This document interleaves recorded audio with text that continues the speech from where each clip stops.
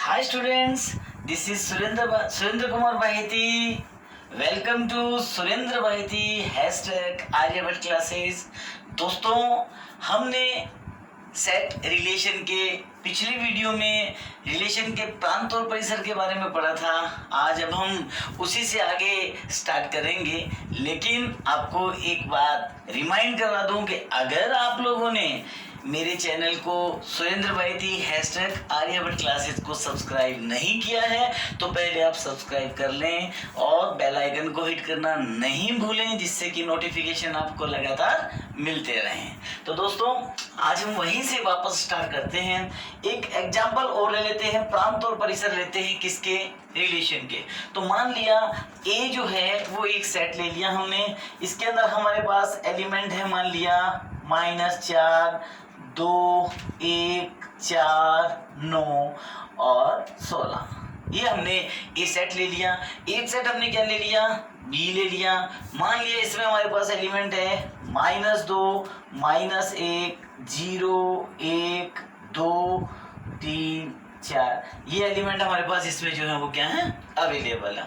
हमें जो रिलेशन दिया गया वो दिया गया है ए आर बी एक रिलेशन है जहां A belongs to A set है, B belongs to B set है, और ये इस प्रकार से एग्जिस्टिंग करता है। ए आर बी जो है वो इस प्रकार से एग्जिस्टिंग करता है कि ए इक्वल टू क्या होता है, बी स्क्वायर। यानी ए आर बी एग्जिस्ट होता है यदि ए बराबर क्या होता है, बी स्क्वायर। देखिए, प्रांत और परिसर की जब हमने बात की थी, मैंने आपको बताया, तो यहाँ इस रिलेशन को बताने वाले अवयवों का हम एक समुच्चय बनाते हैं जिसे हम कहते हैं आर। ए आर बी बता रहा है इसलिए आर बनेगा तो ए वो होगा जब बी का यानी दूसरे समुच्चय के अवयव का क्या होगा, स्क्वायर होगा, और वो स्क्वायर ए के रूप में यहाँ विद्यमान होना चाहिए। हम सबसे पहले अपने अवयव देखते हैं। -2 का स्क्वायर, 4 यहाँ विद्यमान है, तो हमारा पहला टर्म जो है वो क्या होगा, 4 - 2। देखिए, आप ए पहले लिखा जाएगा, बी बाद में लिखा जाएगा। दूसरा हमने लिया, देखिए हमारे पास दूसरा एलिमेंट आता है -1, तो -1 का देखिए रिलेशन है, -1 का स्क्वायर क्या हुआ, +1। हमने यहाँ रिलेशन बना दिया। तीसरा एलिमेंट हमने देखा यहाँ पर 0 है, 0 यहाँ नहीं है, हम इसे नहीं लेंगे। चौथा एलिमेंट हमने फिर देखा 1, 1।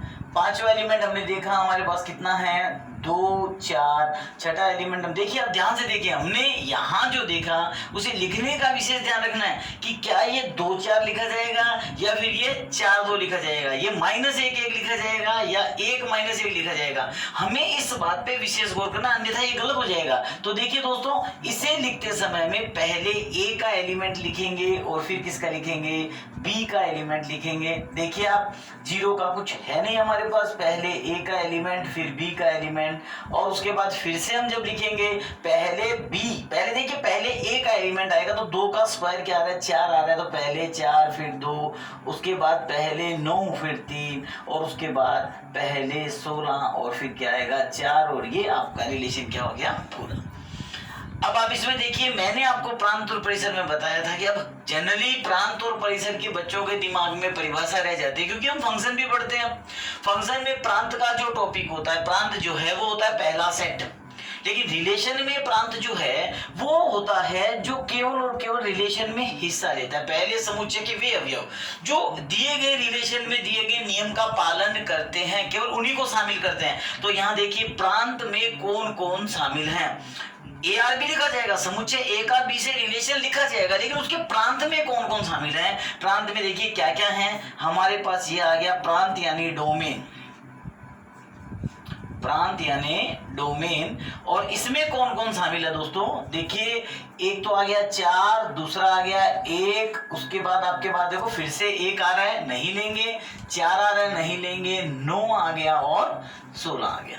ये आपका क्या हो गया, प्रांत हो गया, क्योंकि अपने पास a बराबर क्या है, बी स्क्वायर है। जो चीज हमें यहाँ सॉल्व करनी है उसको समझना है, और लिखते समय में ए आर बी है तो पहला एलिमेंट ए का होना चाहिए, दूसरा एलिमेंट किसका होना चाहिए, बी का होना चाहिए।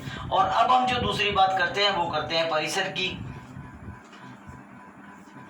परिसर की बात करते हैं, जब परिसर की बात करते हैं तो उस स्थिति में अगर हम यहाँ बी आर ए लिखते तो ये जो है वो क्या हो जाता, परिसर हो जाता। ये बात अपने को यहाँ ध्यान में रखनी है कि जो एलिमेंट पहले रखा जाएगा, जिसको हम पहले रखेंगे, वो पहले समुच्चय से ही संबंधित होगा। यहाँ रिलेशन में इस चीज को अच्छे तरीके से समझने की हमें आवश्यकता है। अब जब परिसर की बात करते हैं, परिसर को इंग्लिश में कहते हैं अपने रेंज, और यहां पर परिसर क्या हुआ, परिसर में जो जो एलिमेंट हमने इसमें यूज किए हैं वो सारे के सारे एलिमेंट जो है वो किस में यूज किए जाएंगे, परिसर में यूज किए जाएंगे। दोस्तों देखो, देखते हैं तो यहाँ ये लगता है कि सर हम रख तो भी रहे हैं और प्राप्त में ए हो रहा है, तो जो हमें प्राप्त हो रहा है उसके अकॉर्डिंग हम उसे सॉल्व करें। नहीं दोस्तों, ऐसा नहीं है, क्योंकि रिलेशन हम किस में बता रहे हैं, ए आर बी में बता रहे हैं। अगर यही रिलेशन बी आर ए में बता रहे होते तो हम जो सोच रहे हैं, जिस प्रकार से हमारी सोच है कि बी का एलिमेंट जो है वो किस में आना चाहिए, प्रांत में, और ए का एलिमेंट किस में आना चाहिए, परिसर में, बिल्कुल वैसा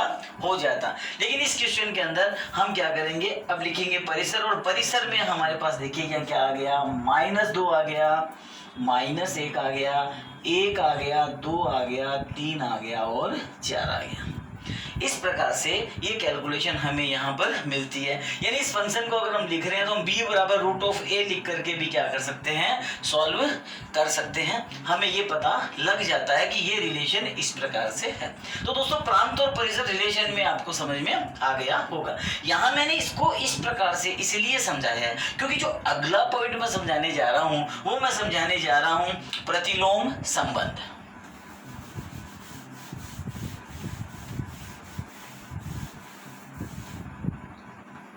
प्रतिलोम संबंध क्या है?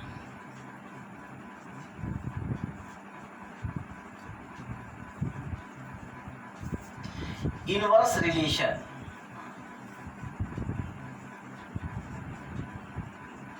प्रतिलोम संबंध क्या है? देखो, प्रतिलोम संबंध को हम आर इनवर्स से रिप्रेजेंट करते हैं। डिनोशन जो है इसका वो किससे होता है, आर इनवर्स, यानी आर के ऊपर इनवर्स का साइन लगा करके हम ये बताते हैं प्रतिलोम संबंध है। अब प्रतिलोम संबंध का क्या हुआ, प्रतिलोम संबंध की सीधी सीधी जो परिभाषा है दोस्तों वो क्या होती है, यदि कोई संबंध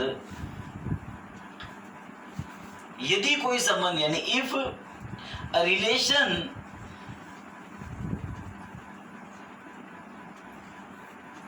is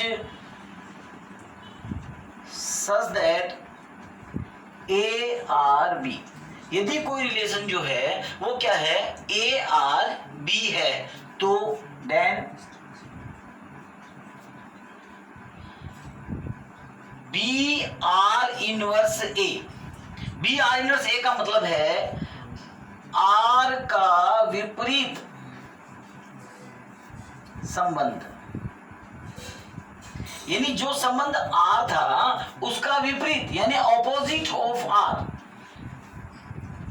opposite of R relation जो है वो क्या कहलाता है, R इनवर्स कहलाता है। यानी B का A से वही विपरीत संबंध जो है वो क्या कहलाता है, R इनवर्स कहलाता है। देखिए, आर इनवर्स क्या, अभी अभी हमने क्या पढ़ा था, हमने पढ़ा था पिछले एग्जाम्पल में, हमने पढ़ा था A बिलोंग्स टू A था और B बिलोंग्स टू B था, और हमारे पास था A इक्वल टू B²।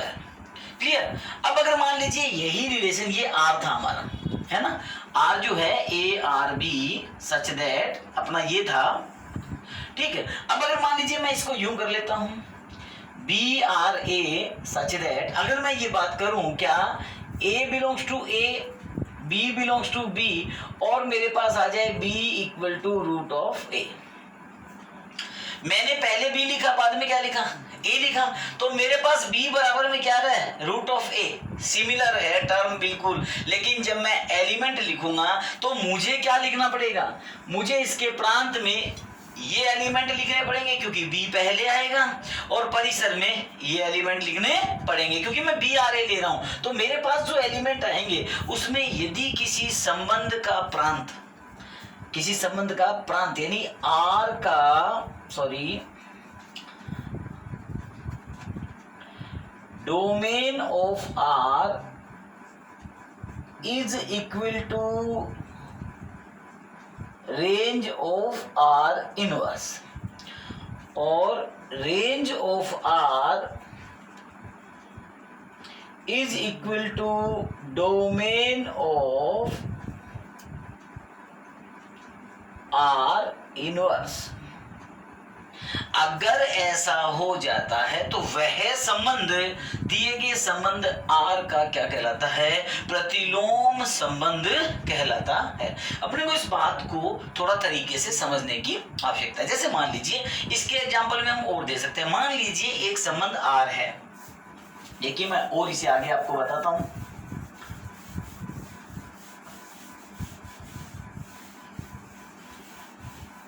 मान लीजिए एक संबंध आर है, ए आर बी इस प्रकार से है, दो सेट हैं, ठीक है ना। और इसमें मैं कह देता हूं ए इज ब्रदर ऑफ बी। ए जो है वो बी का क्या है? भाई है। ये रिलेशन है, बात आ गई समझ में।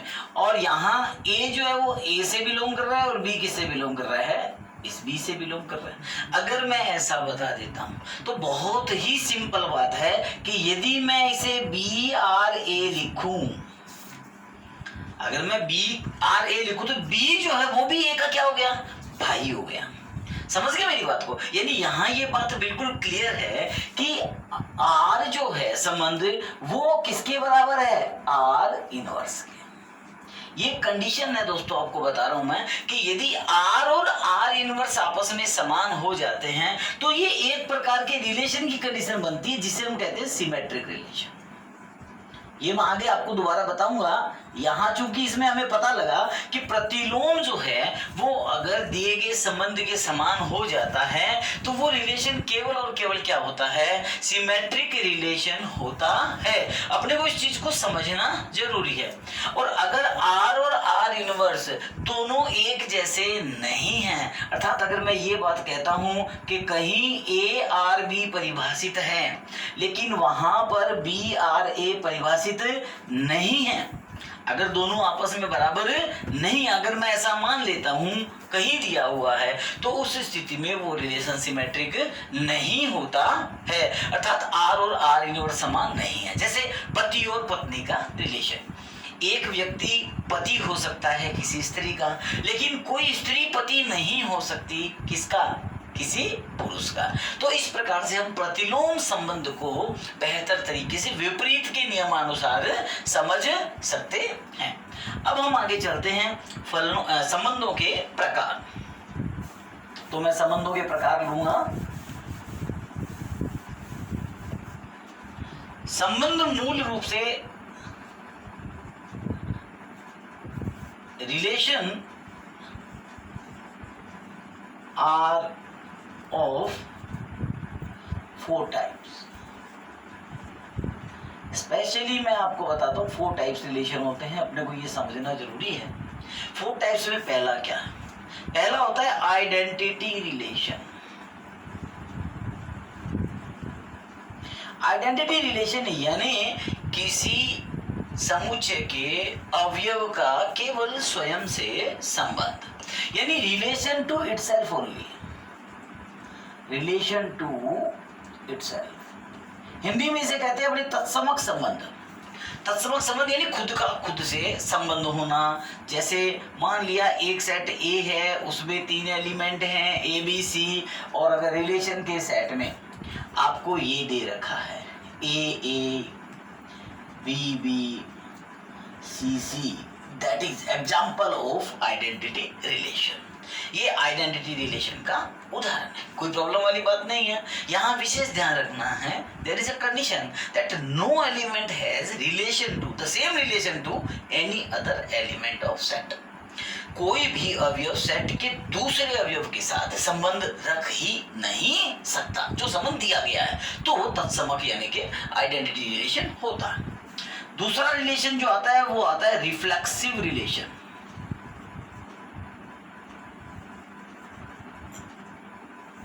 दोस्तों रिफ्लेक्सिव रिलेशन जो होता है वो आइडेंटिटी की तरह ही होता है, कैलकुलेट करने का उसका तरीका हमारा आइडेंटिटी की तरह ही होता है। तो फर्स्ट थिंग इज दैट यहाँ पे अपने को ये समझना है कि रिफ्लेक्सिव रिलेशन जो है किसी सेट ए के लिए हम डिफाइन करते हैं। मान लिया ए के लिए हमने डिफाइन किया A B C D, 4 element हैं, इसमें 3 ले सकते थे, 4 ले लिए, कोई प्रॉब्लम नहीं। अब अगर ये रिलेशन इस तरह से है कि इसका कोई भी एलिमेंट खुद के साथ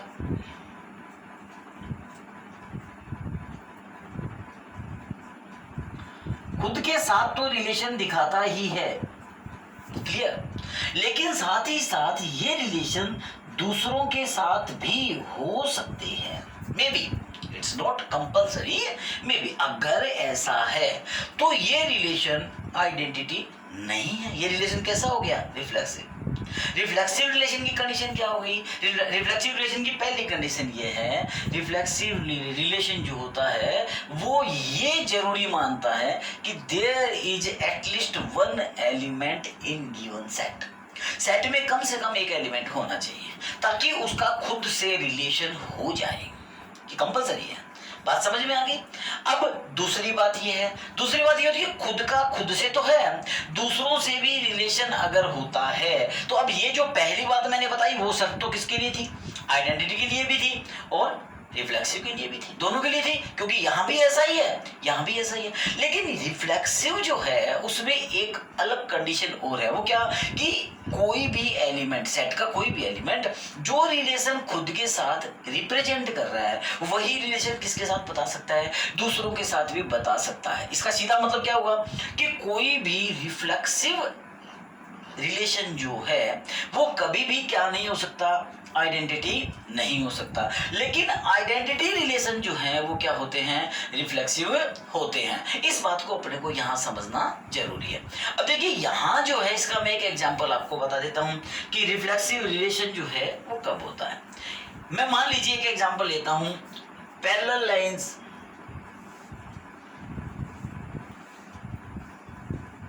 इन a set of line. Set of line में मैं पैरेलल लाइन का एक क्या लेता हूं? एग्जांपल लेता हूं। देखो पहला एग्जांपल है, बड़े ध्यान से समझने की जरूरत है। आप देखिए कोई भी दो लाइन अगर हम लेंगे तो आप बड़ी सिंपल सी बात है, हम यहां ले रहे हैं कोई भी लाइन खुद के पैरेलल तो होती ही है, बहुत ही सिंपल है। लेकिन किसी एक लाइन के पैरेलल दूसरी लाइन भी तो हो सकती है या नहीं हो सकती? अगर ऐसा है, हो सकता है, इसका मतलब वो रिलेशन खुद के साथ तो है ही और दूसरों के साथ भी है। इसी तरह अपने बहुत ही सिंपल एग्जांपल ले सकता है, फ्रेंडली बिहेवियर। फ्रेंडली बिहेवियर में मान लीजिए कोई भी पर्सन है वो खुद के लिए तो फ्रेंडली होता ही है, ये सुनो होता है, वेरी नेचुरल, लेकिन वो दूसरों के साथ भी तो फ्रेंडली हो सकता है या नहीं हो सकता? तो वो सेम रिलेशन दूसरों के साथ भी है, वो सेम रिलेशन खुद के साथ भी है, तब वो रिलेशन क्या कहलाता है दोस्तों? रिफ्लेक्सिव रिलेशन कहलाता है। तो यहाँ क्लियर हो गया कि जो दूसरों के साथ भी है खुद के साथ भी है और यहाँ केवल क्या है? खुद के साथ है। तो ये बात अपने को यहाँ दोनों में डिफरेंस बताती है और हमें इस बात का ध्यान भी रखना चाहिए। तो इस प्रकार से रिफ्लेक्सिव रिलेशन वो हुआ कि यदि किसी सेट का कोई एलिमेंट कोई रिलेशन खुद के साथ रिप्रेजेंट करता है, गिवन रिलेशन जो भी है, साथ ही साथ वो दिए गए सेट के दूसरे अवयवों से भी, दूसरे एलिमेंट के साथ भी उस रिलेशन को रिप्रेजेंट करे, तो वो रिलेशन क्या कहलाता है? रिफ्लेक्सिव रिलेशन कहलाता है। इसको शो करने के लिए जो कंडीशन प्रूव होती है वो केवल ये होती है, हमें इस कंडीशन के अकॉर्डिंग ही ये मानना होता है कि ये रिलेशन जो है वो कैसा हो सकता है? रिफ्लेक्सिव हो सकता है या नहीं हो सकता। कैलकुलेशन के दौरान हमें जो प्रूव करना होता है वो करना होता है ARA where A belongs to A। अगर हम ये प्रूव कर देते हैं तो हम ये मान लेते हैं for all element, for each element of set.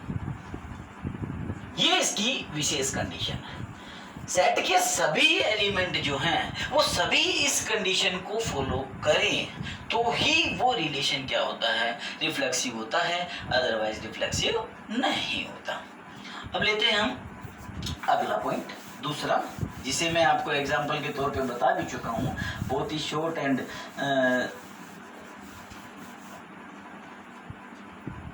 Sweet जो आपको जो है इसके कंटेंट जो है वो मैं दे रहा हूँ, इससे आपको समझना है। देखिए दूसरा आता है सिमेट्रिक, बहुत ही छोटे रूप में बता दूंगा। सिमेट्रिक रिलेशन, सिमेट्रिक रिलेशन का मतलब होता है सिमेट्रिसिटी। इसका सीधा सीधा मतलब है कि अगर हमारे पास ARB है ना, इम्प्लाइज फॉर BRA, यानी ARB BRA के क्या हो? बराबर हो। That is mean to say R equal to R inverse. Symmetric relation की सिंपल कंडीशन है, किसी भी किसी भी सेट के लिए अगर रिलेशन सिमेट्रिक है तो आर और आर इनवर्स जो हैं वो दोनों सदैव क्या रहेंगे, बराबर रहेंगे। रिलेशन बिकम सिमेट्रिक, और कुछ भी इसमें करके देखने की जरूरत नहीं है। यानी ए जो है जो रिलेशन बी के साथ दिखाता है, बी वही रिलेशन किसके साथ दिखाता है, ए के साथ। देखो मैंने दो एग्जांपल लिए थे, एक पैरेलल लाइंस का लिया था। अगर एक लाइन L1 पैरेलल है किसके साथ, L2 के साथ, तो बट नेचुरल L2 भी पैरेलल होगा किसके साथ, L1 के साथ। होगा कि नहीं होगा? तो ये सिमेट्रिक रिलेशन हो गया। In a set of lines parallel of two line जो है, टू लाइंस आर पैरेलल, ये रिलेशन जो है वो क्या हो गया, सिमेट्रिक हो गया। इसी प्रकार से अगर मैंने एक रिलेशन लिया था ब्रदर का, वो भी क्या है, सिमेट्रिक रिलेशन है। A is brother of B, then B is also brother of A, very simple. But मैंने एक रिलेशन ये भी बताया था, A is husband of B, बताया था आपको, है ना। ए पति है किसका, बी का, but B is not husband of A, that is not possible, हम जानते हैं, नेचुरल भी नहीं है ना। तो इसका मतलब वो सिमेट्रिक नहीं हुआ। तो there are many example of this type, हम समझ सकते हैं जिसमें दोनों जो टर्म्स हैं ए और बी, जो दो एलिमेंट है, उनका अगर हम कम्यूटेटिवनेस देख लें और वो अगर इक्वल आ जाता है तो हम ये कहेंगे कि ये रिलेशन जो है वो क्या है, सिमेट्रिक है। अब तीसरी बात आती है हमारे पास में, वो आती है एंटी सिमेट्रिक। एंटी सिमेट्रिक का मतलब है प्रतिसम्मित रिलेशन। हिंदी के अंदर ये सम्मित रिलेशन है, प्रतिसम्मित रिलेशन। प्रतिसम्मित रिलेशन क्या होता है, इसका मतलब ये नहीं है कि जो सिमेट्रिक नहीं है वो प्रतिसम्मित या एंटी सिमेट्रिक हो गया, ऐसा जरूरी नहीं है। कोई रिलेशन सिमेट्रिक होते हुए भी एंटी सिमेट्रिक हो सकता है, और कोई रिलेशन जो है वो एंटी सिमेट्रिक भी नहीं है तो सिमेट्रिक भी नहीं है। तो कंडीशन क्या है, कंडीशन देखिए इसकी ये है, इफ ए आर बी एक रिलेशन है, then there is B R not A, पहली कंडीशन। ये पहली कंडीशन है कि वो रिलेशन ए आर बी है लेकिन बी आर नॉट ए है, यानी वो रिलेशन सिमेट्रिक नहीं है, लेकिन वो सिमेट्रिक बन जाता है। B R A is possible if A equal to B. अगर ए को बी के बराबर मान लिया जाए तो वो क्या बन जाता है, सिमेट्रिक रिलेशन बन जाता है। समझ गए? फॉर एग्जाम्पल, इसके लिए हम एक एग्जाम्पल ले सकते हैं। क्या एग्जाम्पल ले सकते हैं, A is divisible by B. A is divisible by B एक रिलेशन है जिसे हम ले सकते हैं। अब हमने पहला मान लिया ए जो है वो डिविजिबल है किससे, बी से।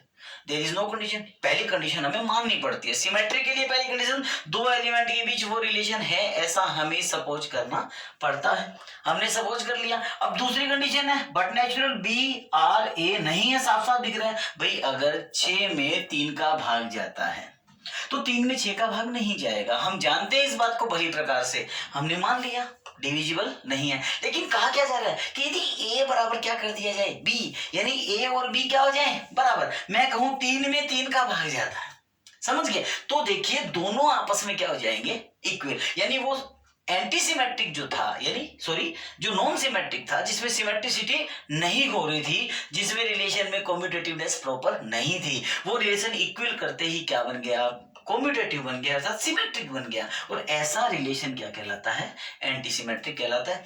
ऐसे कई एग्जांपल अपने को इसमें मिल जाते हैं। ए इज मल्टीपल ऑफ कर सकते हैं, इज डिविजिबल ऑफ कर सकते हैं। A is greater and equal to का रिलेशन जो है, लेस देन इक्वल टू का रिलेशन जो है नेचुरल नंबर में, इन सेट्स के अंदर जब इनको देखते हैं तो ये रिलेशन जो है वो हमें क्या मिल जाते हैं, एंटी सिमेट्रिक मिल जाते हैं। अब हमारे पास आता है लास्ट रिलेशन, जो कि अपने रिलेशन के टाइप का अंतिम पार्ट है, और वो रहता है ट्रांजिटिव रिलेशन। मैं आपको थोड़ा फास्ट बता रहा हूं, इस कारण से बता रहा हूं ताकि आप जो हैं वो थोड़े में ज्यादा से ज्यादा सीख सके। तो यहां मैं लेता हूं ट्रांजिटिव रिलेशन।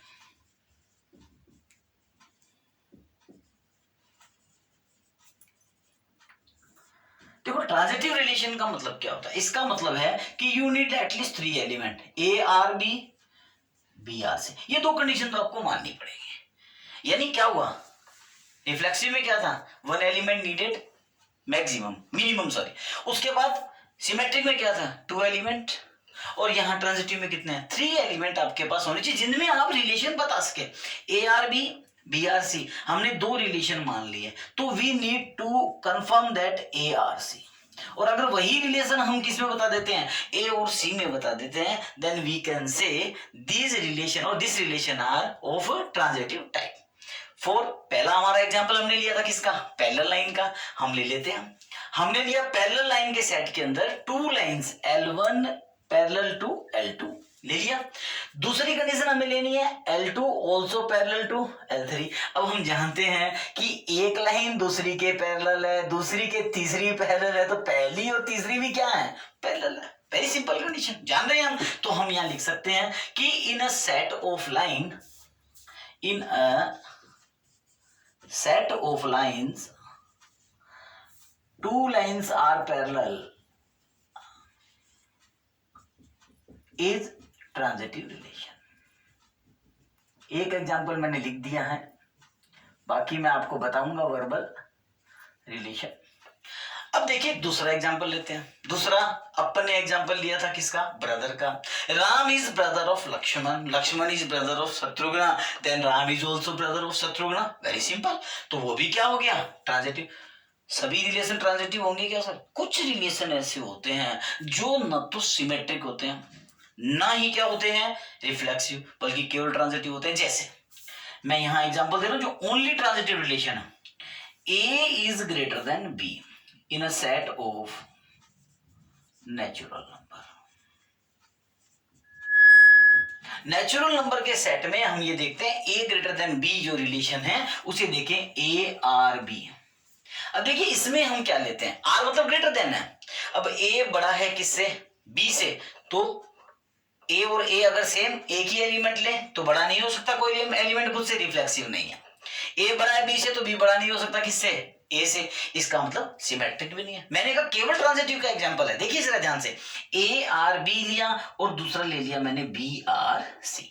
Very simple. तो साफ साफ दिख रहा है ए जो वो बड़ा है वो किससे है, सी से, यानी हमारे पास क्या आ गया, ए आर सी। बहुत सिंपल है। क्यों आ गया, क्योंकि ए बड़ा है बी से और बी बड़ा है किससे, सी से, अतः ए जो है वो किससे बड़ा हो गया, सी से। इस प्रकार से हम ट्रांजिटिव रिलेशन को समझते हैं, यानी by base of two condition हमें तीसरी स्थिति को क्या करना पड़ता है, कंप्लीट करना पड़ता है। इस प्रकार से हम पूरे रिलेशंस को क्या है पढ़ते हैं। अगर कोई भी रिलेशन, अगर कोई भी, इसके बारे में कंप्लीटली जो है मैं आगे इक्विवेलेंस रिलेशन के बारे में बताऊंगा, अभी इस वीडियो में हम यहीं तक पढ़ेंगे। तो दोस्तों उम्मीद करता हूं आपको मेरा वीडियो पसंद आया होगा। अगर वीडियो पसंद आया है तो प्लीज इसे लाइक करें, इसे शेयर करें, अपने दूसरे दोस्तों के साथ इसे शेयर करने को कहें, जिससे कि ज्यादा से ज्यादा कंटेंट जो है आप लोगों को मिल सके। Thank you.